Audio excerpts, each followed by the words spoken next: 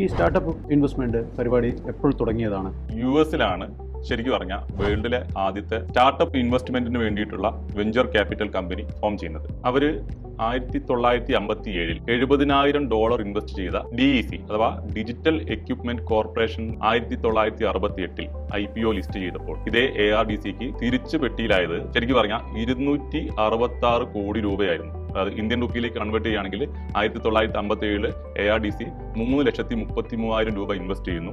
ഇതേ കമ്പനിക്ക് 11 വർഷത്തിന് ശേഷം തിരിച്ചു കിട്ടുന്നത് 266 കോടി. അതായത് 5000 മടങ്ങിൽ കൂടുതലാണ് 11 വർഷം കൊണ്ട് കിട്ടിയ റിട്ടേൺ. ലോകത്തിൽ ഇങ്ങനെ ഒരു റിട്ടേൺ വേറെ ഒരു ബിസിനസ്സിന് കിട്ടില്ല. അതാണ് നമ്മൾ വെൽത്ത് എന്ന് പറയുന്നത്. 1990 കാലഘട്ടത്തിലാണ് ഇത് വേൾഡ് വൈഡ് വ്യാപകമായിട്ട് ആളുകൾ ഈ പറഞ്ഞ VC and startup investments use ചെയ്യാൻ തുടങ്ങിയത്.